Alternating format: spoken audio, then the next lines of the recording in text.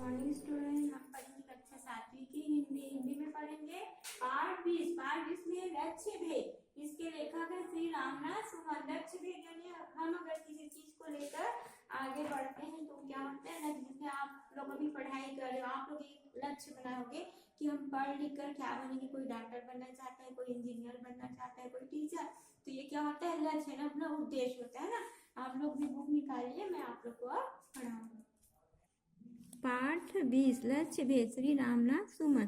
किसी भी मनुष्य की सफलता और उसके जीवन की सार्थकता उसके लक्ष्य निर्धारण और उस लक्ष्य प्राप्ति के लिए नियमित कठिन परिश्रम पर निर्भर करता है। यह पाठ दो छोटे दृष्टांत के जरिए जीवन के इन्हीं यथार्थ को समझ के साथ प्रस्तुत करता है। अर्जुन का जवाब भी उसके लक्ष्य के प्रति तन्मयता को सिद्ध करता है। वैसा ही उदाहरण मराठों का है, जो विचलित मन स्थिति से उबर कर एक निर्णायक युद्ध करते हुए हारती हुई बाजी जीत लेते हैं। यह महत्वपूर्ण बात यह है कि हम किसी भी कार्य को कैसे करते हैं, सार्थकता और पहचान उस कार्य को मिलती है जिसे प्रतिबद्ध होकर एक निष्ठ भाव से किया जाए। देखो, मैं आप लोगों को पहले ही बता रही हूँ कि अगर हम किसी चीज का लक्ष्य लेकर अगर चलते हैं तो निश्चित ही हमको क्या होती है, सफलता प्राप्त होती है। लेकिन उस लक्ष्य के लिए हमें थोड़ा परिश्रम करना पड़ता है।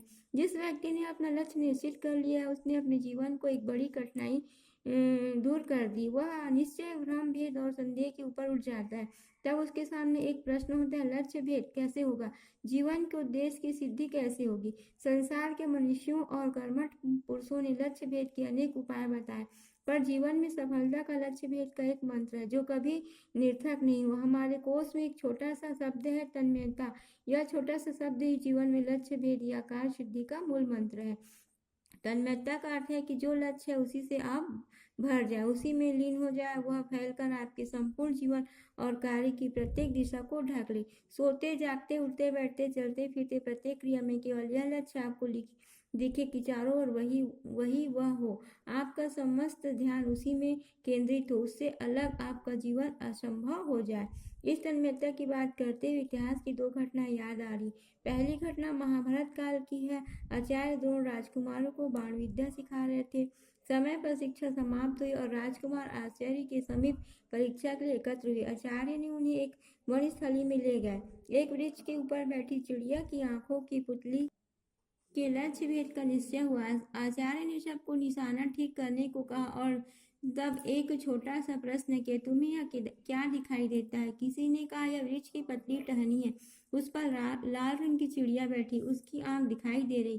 किसी ने कहा, मुझे चिड़िया दिखाई देती, उसकी आंख में निशाना लगा रहा हूँ। मतलब किसी ने कुछ उत्तर दिया, किसी ने कुछ, पर उसके अनेक पदार्थ दिखते रहे और उनके बीच लक्ष्य भेद की तत्परता दिखाई पड़ी। जब अर्जुन की बारी आई और आचार्य ने उसे वही प्रश्न दोहराया तो उसने कहा, गुरुदेव, मुझे सिवाय चिड़िया की आंख की पुतली की और कुछ दिखाई नहीं देता। आचार्य ने शिष्य की पीठ ठोकी और आशीर्वाद दिया। अर्जुन परीक्षा में सफल हुए। देखो, पहले क्या होता था कि गुरुकुल में जाकर शिक्षा ग्रहण करते थे, तो उसी तरह महाभारत के जो थे पात्र, उन्होंने गुरु द्रोणाचार्य के गुरुकुल में गए थे शिक्षा ग्रहण करने। जब शिक्षा समाप्त हुई तो गुरु ने उनकी क्या की, परीक्षा ली। तो परीक्षा ली तो कहाँ ले गए, एक वृक्ष के पास ले गए, उन्हें दिखाया गया कि वृक्ष में क्या है देखो। लेकिन अर्जुन ही ने कहा कि मुझे कुछ दिखाई नहीं दे, केवल चिड़िया की क्या दिखाई दे रही है, पुतली दिखाई दे रही है। तब वो गुरु ने उसे क्या कहा कि तुम परीक्षा में सफल हुए। दूसरी घटना मराठा इतिहास की। सिंहगढ़ की विजय का दृढ़ संकल्प करके मराठों ने उस पर आक्रमण किया। सारे मराठा सैनिक एक गो की सहायता से सिंहगढ़ पर चढ़ गए। घोर युद्ध में उनका नेता तानाजी मारा गया। उसके मारे जाते ही मराठों की सेना हिम्मत हार कर भागने लगी और जिस रस्ते के बल चढ़कर ऊपर किले पर आई थी, उसी के सहारे नीचे उतरने का इरादा करने लगी। तानाजी के छोटे भाई सूर्या जी ने जब यह देखा तो आकर चुपके से रस्ते का किले की ओर वाला हिस्सा काट दिया और जब मराठे उधर भागे तो चिल्लाकर कहा, मराठों भागते कहाँ, वह रास्ता तो मैंने पहले ही काट दिया। जब मराठों ने देखा कि निकल भागने का कोई उपाय नहीं, तब वह सब कुछ भूलकर ऐसे लड़े कि सिंहगढ़ विजय कर लिया। दोनों घटनाएं स्वयं अपनी बात कहती है। अर्जुन की उस परीक्षा के बाद हजारों वर्ष बीत गया, पर आज भी जीवन की परीक्षा में कोटि कोटि मनुष्यों के सामने आचार्य द्रोण का प्रश्न उपस्थित है, तुम्हें क्या दिखाई देता है। इस प्रश्न से उचित उत्तर पर ही जीवन की सिद्धि निर्भर है। मानव जीवन की सफलता की एक चिरंतन कथा। यह उत्तर लक्ष्य भेद का एक उपाय बताता है। लक्ष्य कुछ भूल गया, अपने चारों ओर के ध्यान बांटने वाले पदार्थों को भूल गया है। लक्ष्य है और कुछ नहीं, वही लक्ष्य भेद निश्चित है। दूसरी घटना भी यही कहती है कि जब तक रास्ता काट कर पीछे लौटने की संपूर्ण संभावना का अंत आपने नहीं कर दिया, तब तक लक्ष्य से मन को इधर उधर हटाने वाला एक भी साधन आप में बचा रखा है, तब तक लक्ष्य भेद नहीं हो गया। देखिए आपका यहाँ तक हो गया है।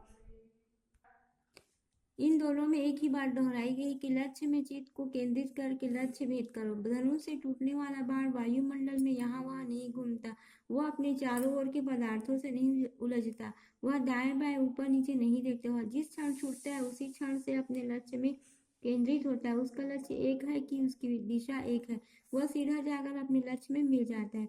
कुतुबनुमा की सुई की भांति एक दिशा और एक लक्ष्य में केंद्रित होना उद्देश्य सिद्धि का उपाय है। इससे हमारे जीवन के मार्ग में दूसरे सैकड़ों प्रकाश हमारे अपने मार्ग से भगा देने के लिए चमकेंगे और प्रयत्न करेंगे कि हमें अपने कर्तव्य और सत्य से डिगा दे, पर हमें चाहिए कि अपने उद्देश्य की सुई को ध्रुव तारे की ओर से कभी न हटने दे।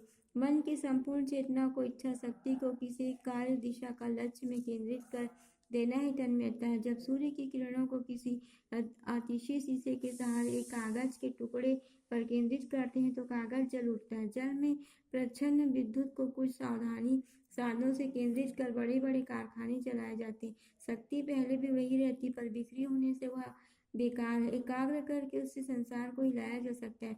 वैज्ञानिकों का कथन है कि 1 एकड़ भूमि की घास में इतनी शक्ति बिखरी हुई होती है कि उसके द्वारा संसार की सारी मोटरों और चक्कियों का संचालन किया जा सकता है। संसार में काम करने वाले बहुत है, काम को बोझ समझकर करने वाले और भी अधिक है, पर लक्ष्य के प्रति समर्पित होकर उसमें एकनिष्ठ होकर काम करने वाले बहुत थोड़े, पर ये थोड़े से मनुष्य हैं जो संसार को हिला देते हैं, जो अपनी एकाग्रता से जीवन में सफलता प्राप्त करते हैं। आप अपने लिए भी जो भी लक्ष्य चुनिए उसमें अपने मन और शरीर, अपनी संपूर्ण शक्तियों को केंद्रित कर लीजिए, वह और आप एक हो जाए। दुनिया को भूल जाइए, अपने को भूल जाइए, केवल लक्ष्य के दर्शन कीजिए और तब उसे भेज दीजिए। संसार आपका है, जीवन आपका है, सफलता आपकी। देखो इस कहानी से हमें यही शिक्षा मिल रही, मतलब इस पाठ से, कि हमें अपने लक्ष्य को ही उद्देश्य बनाकर चलना चाहिए। लक्ष्य को अगर लेकर चलेंगे तो हम हमेशा सफलता प्राप्त करेंगे। जिस तरह जैसे कि आप अभी पढ़ाई कर रहे हो